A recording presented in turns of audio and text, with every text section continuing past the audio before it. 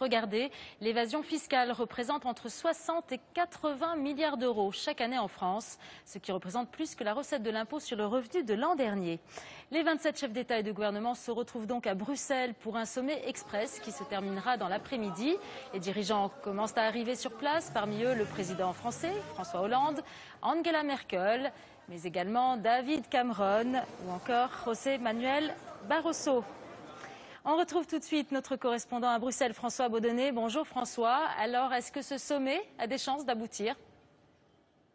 Eh bien non, Sophie, ce sommet ne marquera ni la mort des paradis fiscaux en Europe, ni celle de l'évasion fiscale. Pourquoi ? Eh bien parce que depuis quelques semaines, la volonté farouche d'éradiquer ce fléau est retombée comme un soufflet. Aujourd'hui, elles sont loin les affaires Cahuzac et Offshore Leaks.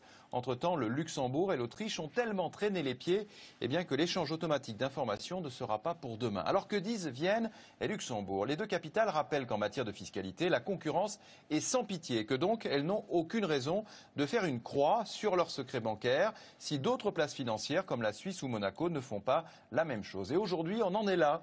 Alors le paradoxe, c'est que le salut des Européens va sûrement venir de Washington.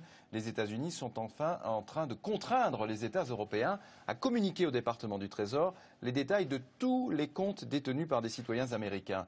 Pas plus tard qu'hier, le Luxembourg a dit yes à Washington. Dans ces conditions, on voit mal comment il pourrait continuer à dire non à ses plus proches voisins comme Paris ou Berlin. Merci François Baudonnet, vous étiez en direct de Bruxelles.